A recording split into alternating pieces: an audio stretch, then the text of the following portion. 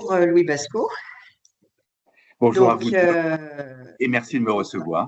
oui, merci d'avoir accepté l'invitation.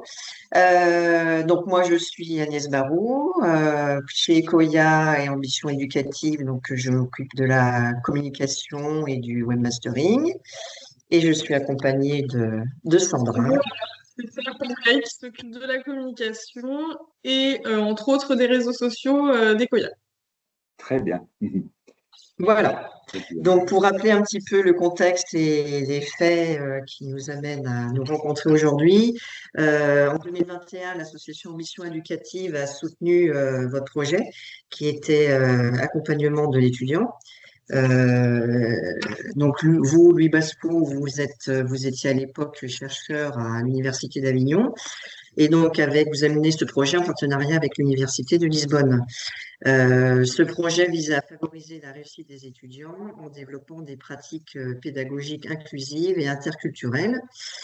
Et malgré, c'était une période un peu compliquée, c'était au moment du Covid, du confinement, etc. Mais malgré ces contraintes, vous avez réussi à réaliser un livret de formation à destination des enseignants. Aujourd'hui, vous poursuivez cette réflexion avec la publication d'un livre qui s'appelle Inclusion et enseignement supérieur, que vous avez coécrit avec d'autres chercheurs. Tout à fait. Donc, on va parler un petit peu de tout ça, de votre livre, de votre actualité. Alors, pour commencer, est-ce que vous pouvez vous présenter brièvement, ainsi que toute l'équipe qui a collaboré à l'écriture de ce livre? Bien, donc, j'ai un parcours un peu atypique au niveau de l'université, c'est-à-dire que je ne suis pas issu des viviers, vous savez, doctorant, puis docteur, et puis ensuite maître de conférence, chercheur. J'ai commencé ma carrière comme instituteur. Voilà, j'ai été instituteur pendant plusieurs années, 5 ans à temps plein, et ensuite, dès que j'ai pu, j'ai passé un examen pour être ce qu'on appelait à l'époque maître formateur, c'est-à-dire que j'avais toujours une partie d'engagement dans une classe avec des élèves, mais aussi un engagement au niveau de la formation des jeunes maîtres au sein des écoles normales dans un premier temps qui ont bien disparu, ensuite des UFM qui ont également disparu pour laisser la place à d'autres instituts de formation. Voilà. Donc, et c'est comment on va dire, c'est en ayant cet engagement auprès de la formation des jeunes maîtres que j'ai eu la nécessité de continuer mes études universitaires. Donc, j'étais à Lyon 2, Guy Avanzini, qui était à l'époque le patron des sciences d'éducation de Lyon 2, m'avait recommandé de continuer au-delà de la licence et de la maîtrise, puisqu'avant c'était comme ça, pour faire un DEA. Et je me suis retrouvé en thèse sans même avoir, comment vous dire, programmé tout cela. Voilà. Mais l'important, c'est que, si je vous dis ça, c'est parce que comme j'étais au plus près des enseignants, ma thèse a été une thèse sur l'accompagnement des enseignants, tout particulièrement auprès des enseignants en difficulté. Donc, très tôt, en tant que chercheur, parce que dès qu'on est en thèse, on est chercheur, je me suis intéressé à ce qui était de l'ordre de la difficulté de vivre une situation professionnelle ou une situation, en tous les cas, qui n'était pas dans sa sphère intime ou dans sa sphère réelle. Bien. De fait, je me suis retrouvé à l'université en ayant candidaté. Et là, dans les années, en 99, j'ai été recruté à l'université d'Avignon. Et là, très vite, soutenu par quand même des projets gouvernementaux, la question de la réussite à l'université était primordiale. Et donc, dans mes recherches, j'ai transposé la question des enseignants, c'est-à-dire en difficulté, à celle des étudiants en difficulté, en ayant le même concept théorique que je ne vais peut-être pas vous développer aujourd'hui, mais en tous les cas, le concept théorique que j'avais organisé pour les enseignants, j'ai pu le transposer aux étudiants, et en particulier aux étudiants en difficulté. Voilà, donc c'est pour vous dire que ce qui a été pour moi une grande chance au cours de ma carrière, c'est d'avoir été instituteur, voilà, après professeur des écoles, parce que j'ai été au plus près de ce qui s'appelle la pédagogie, c'est-à-dire de ce qui est plus près de l'autre avec un grand A, qui est au-delà de la didactique, c'est-à-dire des contenus disciplinaires, qui est une personne. Voilà. Et tout mon travail depuis maintenant plus de 30 ans est axé sur la construction de la personne. Autrement dit, dans un premier temps, l'enseignant est une personne, comme l'a dit Ad Abraham, qui était dans mon jury de thèse, qui était professeur d'université à l'Université de Jérusalem. Et aujourd'hui, mon fil directeur, c'est l'étudiant est une personne. Voilà. Okay. Alors, je suis aujourd'hui chercheur, que j'ai changé de laboratoire. Je suis chercheur au LabCos, qui est le laboratoire de l'Université de Nice, anthropologie et sciences d'éducation. Voilà, je le suis depuis peu, hein, depuis quelques mois. Voilà, pour ça que je vous en avais pas encore averti. Voilà, je sais pas si j'ai été très clair dans ce parcours, mais je tenais à insister sur le fait que ma position de départ, c'était celle qui était véritablement ancrée auprès de l'autre, hein, a été pour moi quelque chose de très, très fort et que j'ai essayé de développer au cours de cette thèse que j'ai soutenue avec Guy Avanzini il y a quelques années. D'accord, très bien. Et donc oui, vous avez donc écrit le livre dont on va un petit peu parler avec d'autres personnes. Donc voilà. Est-ce que vous pouvez nous parler un petit peu de ces autres chercheurs? Alors bien évidemment. Alors donc comme vous l'avez compris, mon centre d'intérêt scientifique, c'est la personne de l'étudiant. Alors, on a progressivement, effectivement, mis en place des engagements de réflexion sur comment est-ce qu'on peut aider l'étudiant à réussir. Voilà. Ça, mais c'est pas nouveau, hein. François Bayrou, lorsqu'il était ministre de l'Éducation nationale, déjà, pour lui, c'était une priorité. Surtout au cours des premières années, c'est-à-dire première, deuxième année, où il y avait un taux d'échec assez important à l'université, et on pouvait plus rester avec ce taux d'échec-là. Il fallait vraiment essayer de trouver, en tous les cas, des mesures d'accompagnement. Bien. Alors, cette question-là, la question de l'accompagnement des étudiants, et tout particulièrement de ceux qui sont en difficulté, a toujours été pour nous, parce que je travaille pas seul, hein.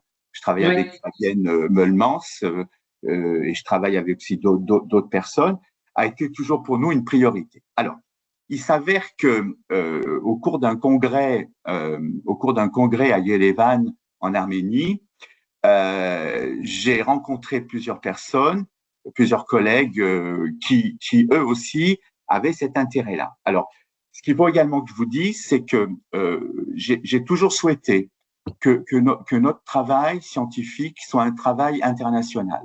C'est la raison pour laquelle nous avons travaillé avec plusieurs universités en Europe centrale, avec l'université de Prague, l'université de Cracovie, l'université de Pécs en Hongrie, Lisbonne, comme vous l'avez rappelé il y a un instant, également Athènes et Rhodes, mais aussi au-delà de l'Europe, on a travaillé et on travaille toujours avec Yerevan en Arménie et avec Djerba en Tunisie. Et donc, cette question de l'accompagnement de l'étudiant et tout particulièrement, qu'est-ce qu'on peut apporter à l'étudiant pour qu'il réussisse au mieux ses études, cette question-là a été une question internationale. Ça n'a pas été une question franco-française. Et donc, l'intérêt, c'était justement de mettre une synergie dans ce que chacun d'entre nous pouvions apporter à cette question. Et c'est pour ça que cet engagement a été un engagement collectif, bien sûr que j'ai dirigé, hein, mais collectif. Et pour l'ouvrage dont on faisait référence, il y a 3 collègues russes qui ont participé à cette publication, 3 collègues qui sont psychologues de l'éducation que j'ai rencontrés à Yerevan, en Arménie. Hein, voilà. Il y a des collègues de Djerba en Tunisie. Il y a ma collègue de Pécs en Hongrie. Et puis, c'est déjà bien. Et puis, bien sûr, mon collègue français, Jean-Luc Zaramba, que je n'ai pas cité, avec lequel je travaille, qui est en thèse avec moi. Donc, vous voyez, on a bien cheminé ensemble depuis quelques années. Donc, les collègues qui sont intervenus sont des collègues qui, comme nous, sont engagés sur des projets européens et internationaux depuis des années. Voilà. Et pour lesquels la question de la personne étudiante est une question centrale. Autrement dit, notre problématique de départ, c'est comment l'étudiant peut-il se construire en tant que personne. Et notre hypothèse, c'est l'étudiant peut réussir à l'université s'il s'est construit en tant que personne. Et la construction de la personne étudiante, elle est au travers de deux pôles. Le premier pôle, c'est sa réalité, son intimité, avec ses valeurs, ses qualités, son estime de soi, son pouvoir personnel. Ça, c'est son intimité, sa réalité. Et puis, il y a une deuxième sphère, qui est la sphère de l'étudiant, lorsqu'il rentre dans cette institution qui est l'université, où là entrent d'autres paramètres. Et la construction de la personne étudiante s'organise au travers d'interactions entre ce qu'il est et ce qu'il doit être au sein de l'université. Voilà, ça c'est rapidement le concept théorique sur lequel on a tous travaillé au niveau international depuis des années. Ok, très bien. Et donc, pourquoi et quel est le but et qu'est-ce qui vous a poussé à écrire ce livre et à publier ce livre? Alors, on avait donc, au travers de cet engagement, déjà des résultats.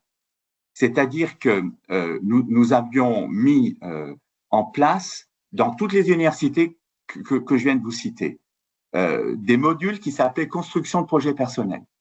C'est-à-dire des modules qui s'intéressaient à l'étudiant au sein de ce qu'il était réellement et au sein de ce qu'il devait être au travers de sa vie universitaire. Donc, chacun à notre niveau, on a mis en place donc alors, modules que nous coordonnions, nous chercheurs français. Hein, nous avons mis en place ces modules d'accompagnement. Et au travers de ces modules d'accompagnement, on a pu en tirer des résultats.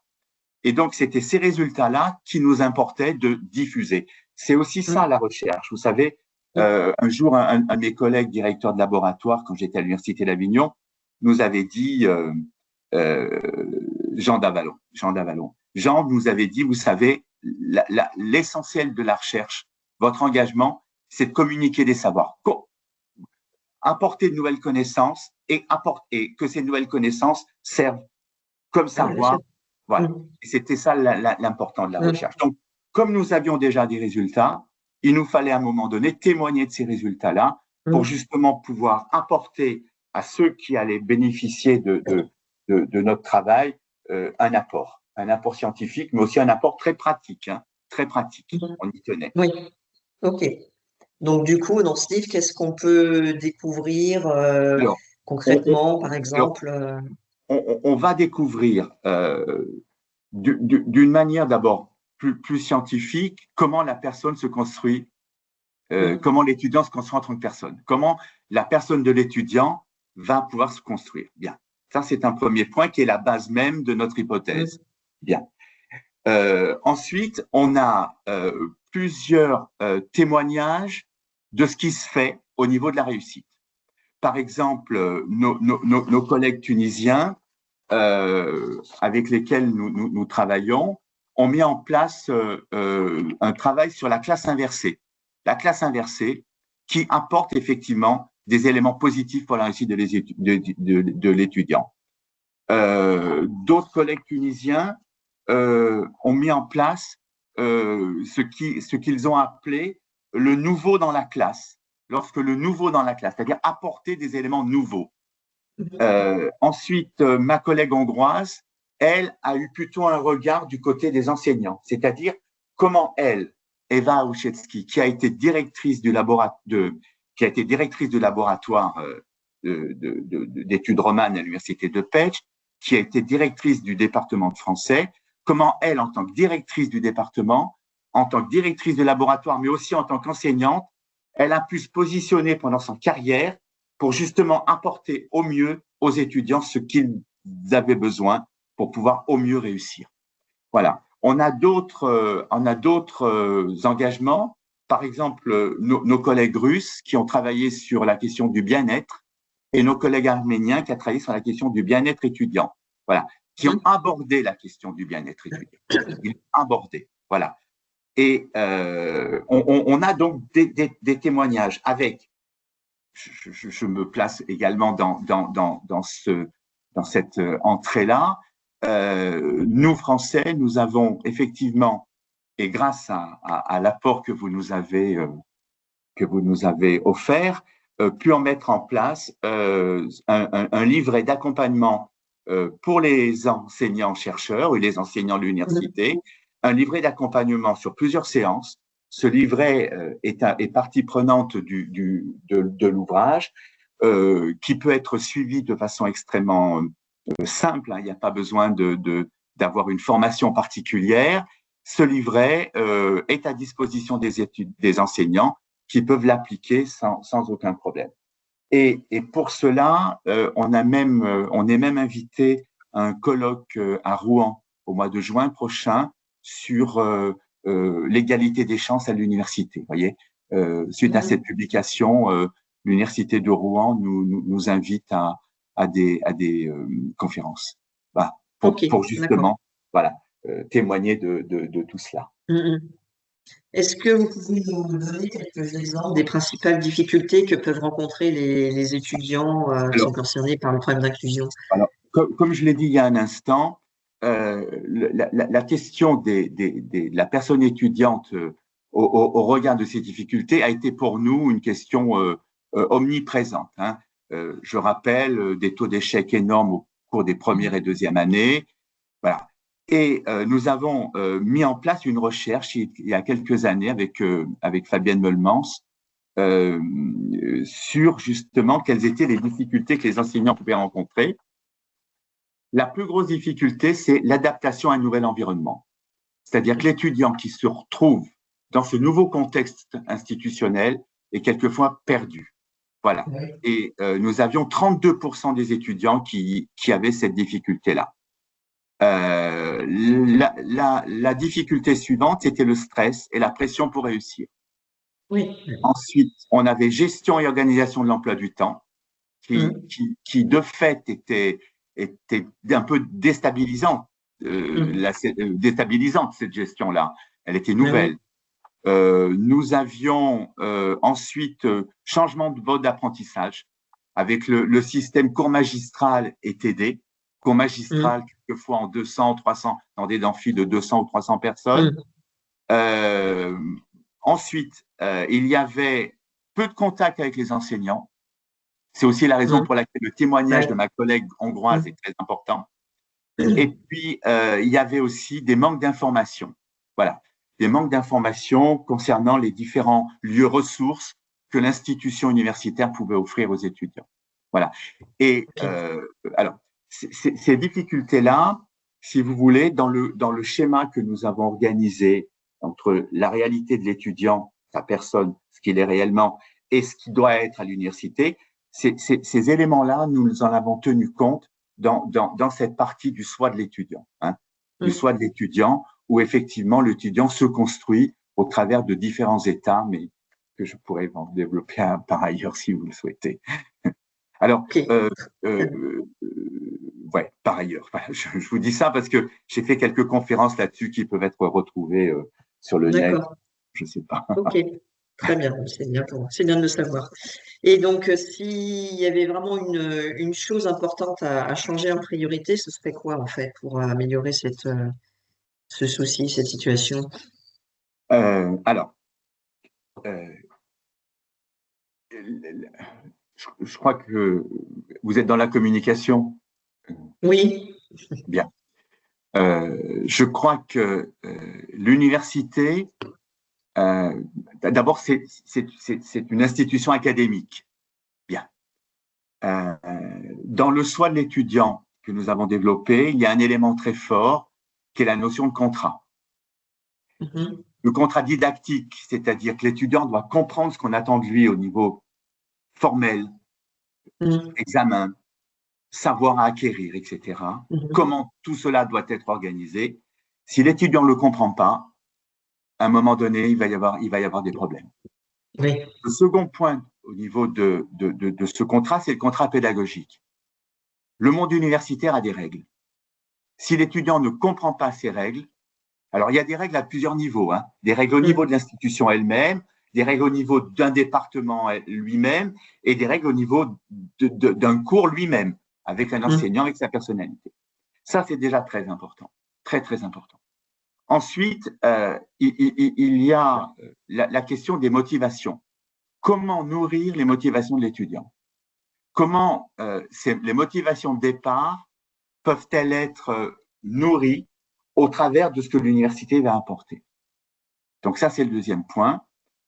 Et le troisième point, c'est tout ce qui est relations sociales à l'université, au travers de tout ce que je disais tout à l'heure, des lieux ressources. Voilà. Et ces trois points-là sont vraiment des points essentiels, mais véritablement essentiels à la réussite de l'étudiant. Parce que c'est en développant ces points-là, en les travaillant, que l'étudiant va se construire en tant que personne et que, au regard de l'hypothèse que je vous relevais il y a un instant, c'est au travers de cela qu'il va se construire en tant que personne et donc qu'il va réussir à l'université. Et on a des preuves, hein, on commence à avoir des preuves, hein, c'est-à-dire que par rapport au module que nous avons apporté, en lien avec ce livret dont nous avons parlé, on a commencé à interroger les étudiants après la formation. Et on voit déjà des éléments extrêmement positifs. Extrêmement positifs.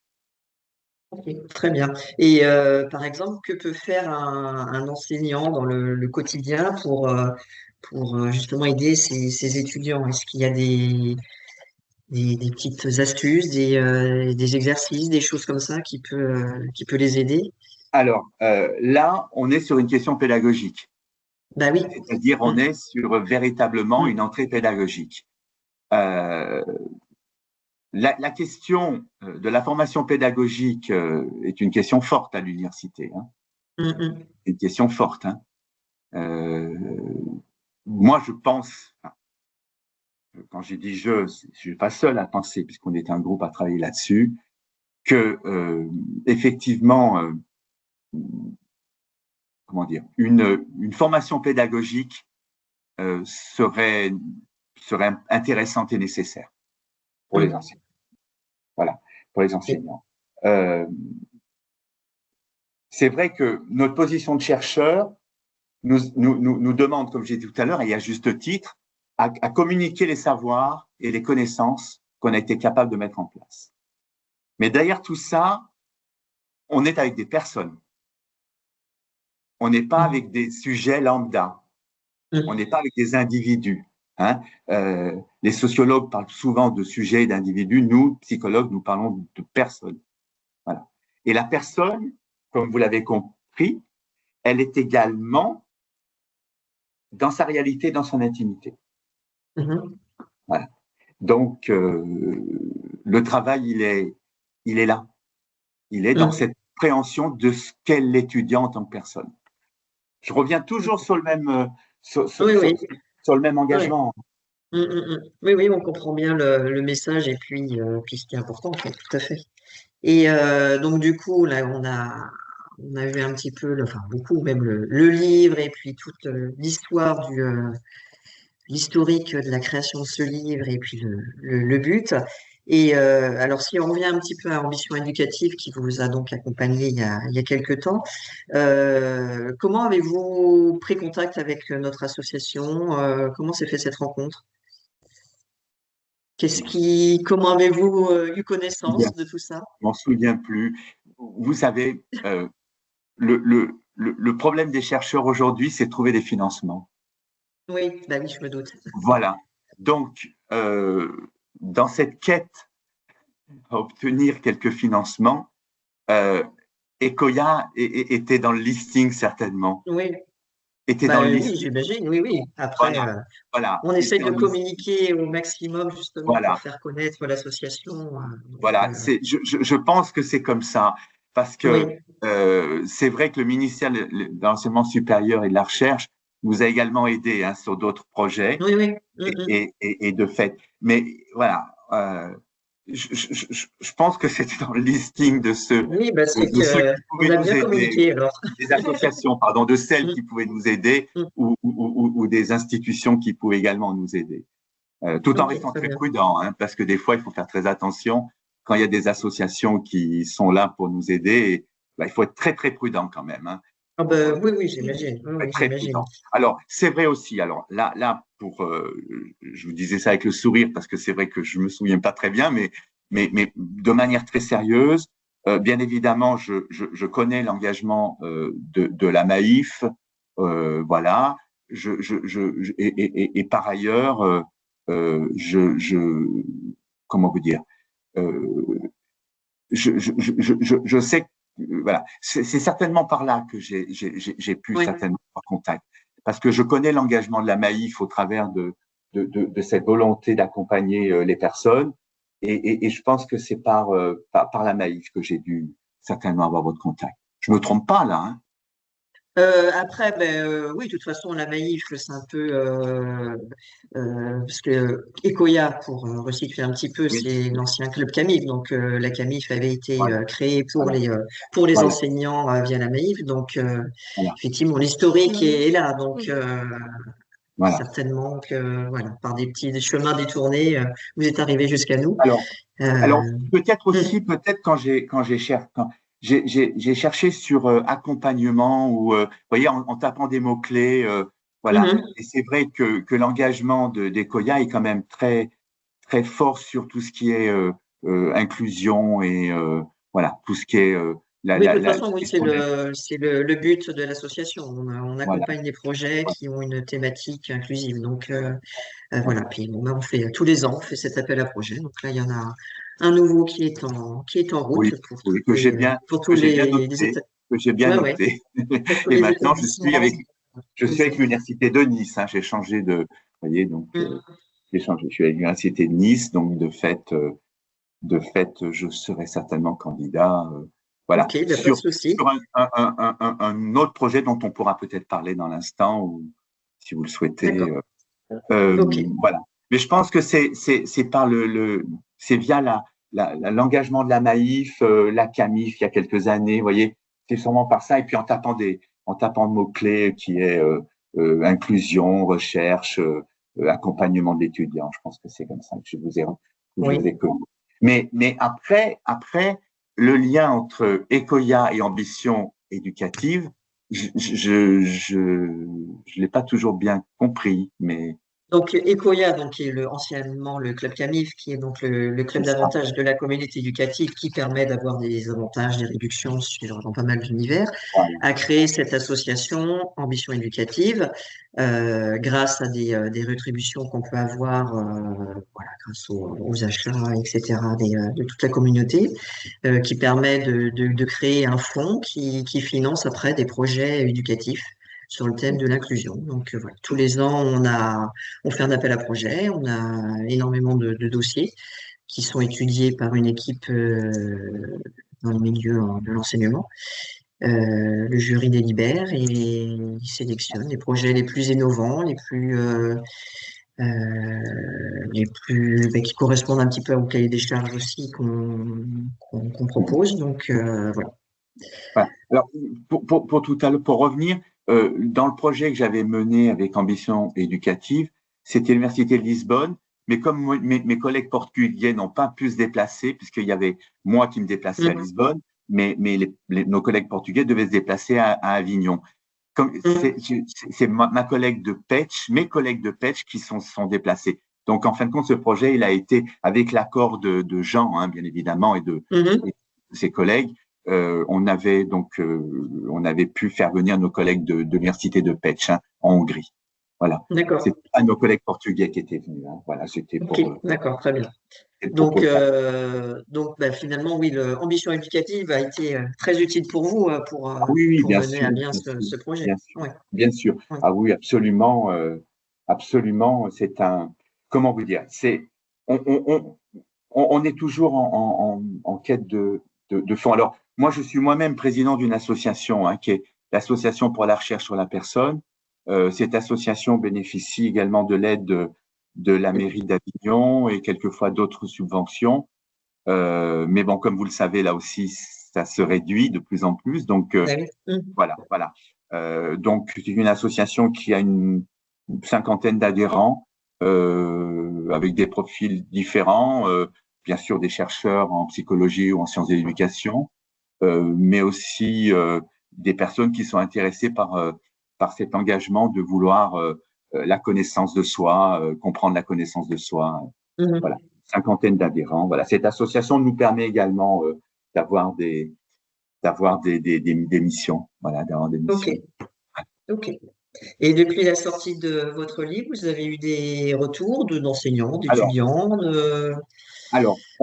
ou a eu autres? le principal retour, c'est celui dont je vous parlais tout à l'heure, c'est-à-dire l'Université de Rouen qui nous demande Mhm. d'intervenir. Euh, voilà. Et puis, au sein des autres universités, je sais que mes collègues ont diffusé, en tout cas des parties, en tout cas le livret. Voilà, ils ont pu effectivement témoigner de ce livret auprès de leurs collègues. Voilà, ça je le Mhm. sais. Ils ont pu, voilà, dans cet intérêt de formation des enseignants-chercheurs, donc comme je le préconisais Mhm. tout à l'heure. Voilà, c'est à partir de ce livret-là que les collègues ici, donc en France, mais aussi en Europe et au-delà de l'Europe, voilà, mais ces collègues-là ont pu mettre en place ce qu'on peut appeler une formation de formateur. Voilà. Et par ailleurs, pour vous dire ce qu'il en est, nous aussi, on essaie d'engager des formations de formateurs. C'est-à-dire que en avril passe 2025, mais 2024, en avril 2024, nous avons mis en place une formation de formateur à l'université de Djerba, à destination des enseignants de l'université de Djerba. Et puis, nous étions à Petch il y a quand est-ce que j'étais à Petch? Il n'y a pas très longtemps,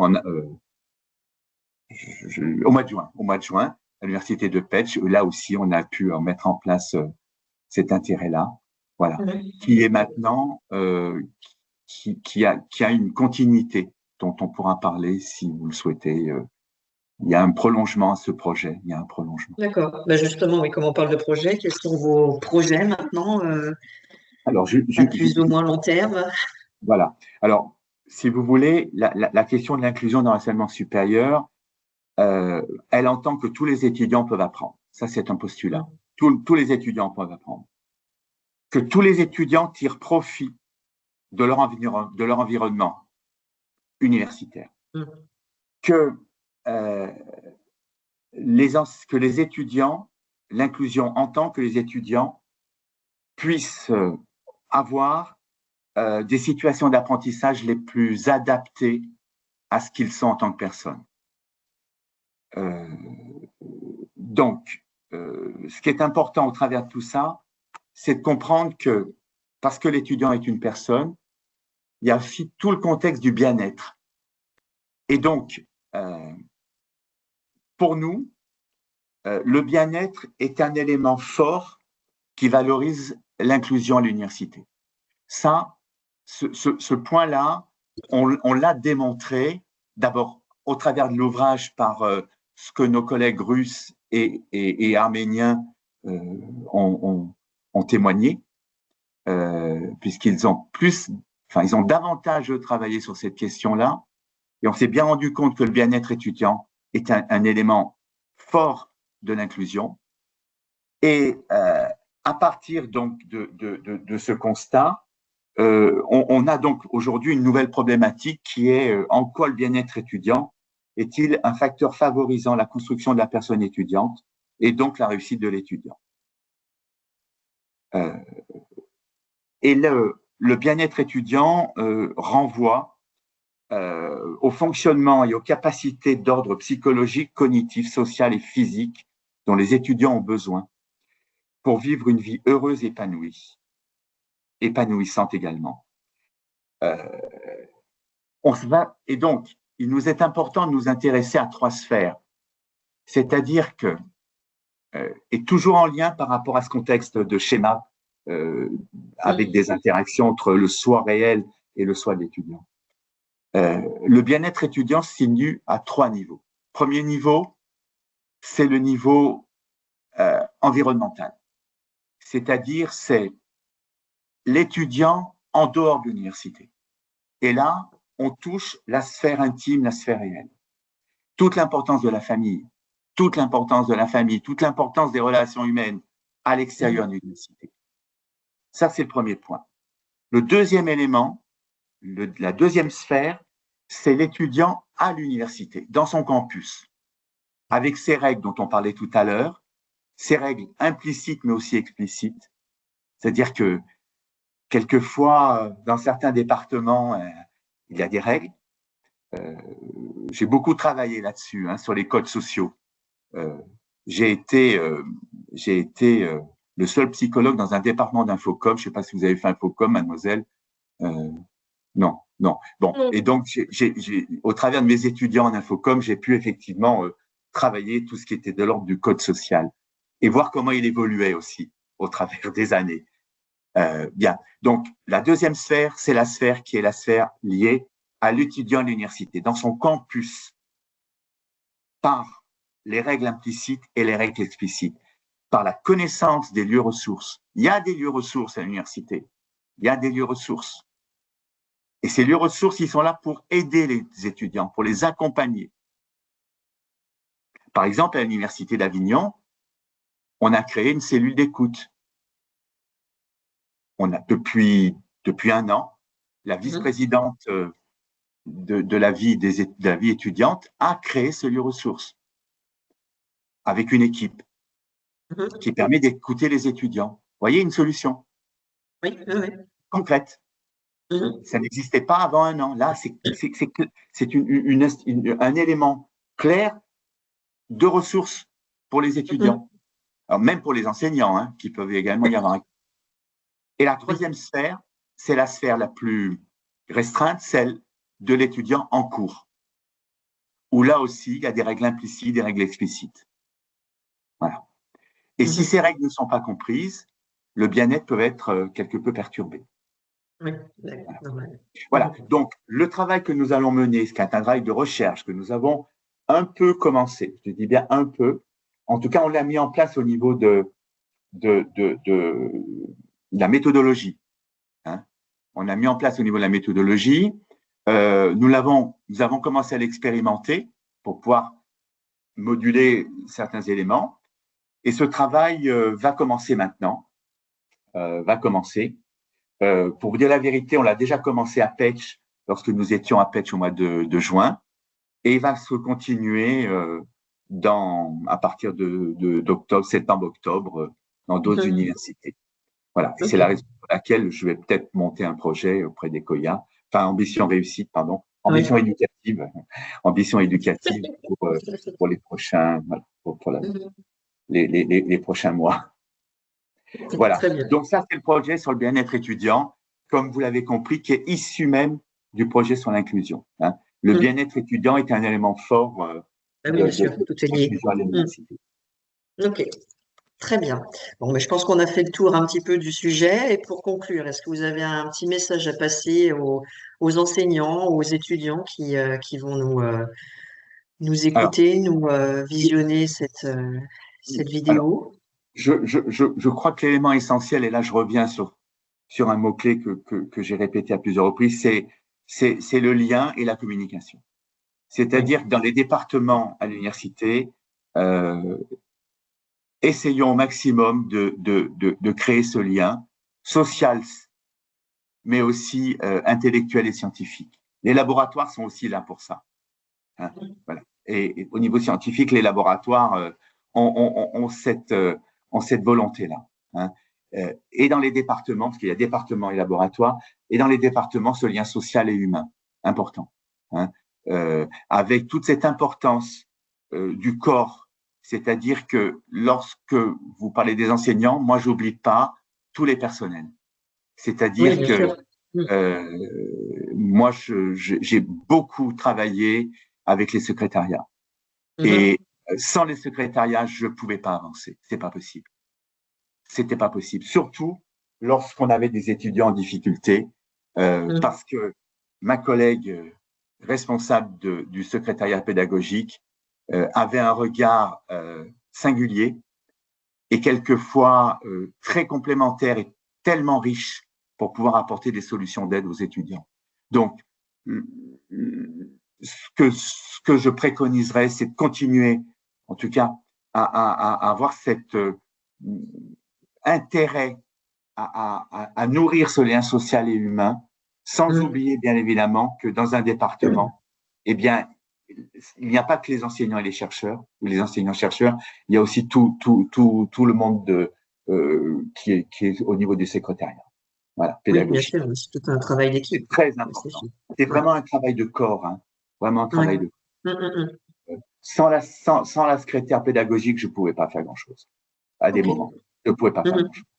C'est pas possible.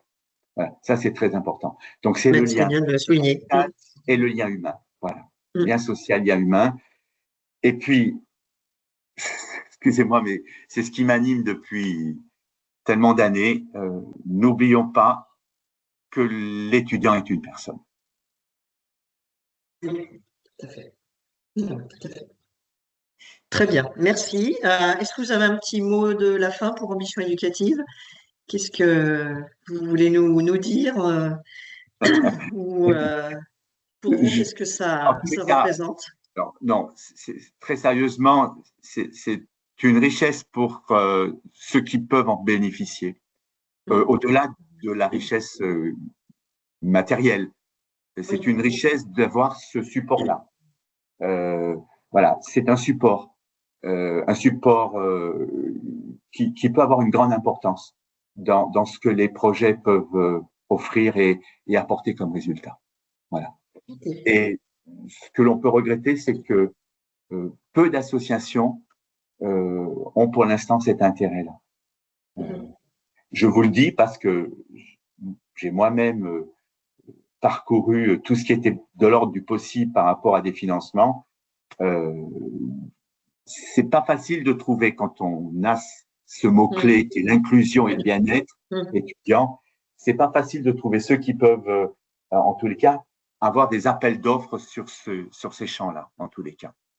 Voilà. Okay. Donc, ce que je peux espérer, c'est que Ambition éducative puisse continuer encore longtemps à être bien présente, cette association, au travers du monde éducatif et pédagogique.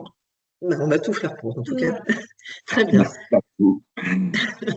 Merci beaucoup. C'était très intéressant, enrichissant. Et je pense que ça va intéresser également la communauté éducative. Et on vous souhaite une bonne continuation dans tous vos projets, dans vos nouvelles activités. Pour vraiment terminer, au-delà de cette répétition que l'étudiant est une personne, n'oublions pas que la didactique a toute sa force, c'est-à-dire la gestion des contenus de cours, c'est très important, tout ce qui est didactique. Mais sans la pédagogie, c'est-à-dire sans cette relation à l'autre, la réussite, elle peut pas s'affirmer, c'est bon. Voilà. Donc, la posture pédagogique n'exclut pas la didactique. Au contraire, elle est avec la didactique. Elle est avec la didactique. N'oublions pas que cette union entre pédagogie et didactique est véritablement le terreau à la réussite. Ça, c'est peut-être une recommandation faite pour répondre peut-être plus clairement à votre question d'il y a un instant aux collègues à l'université. Très bien. Merci beaucoup. Merci.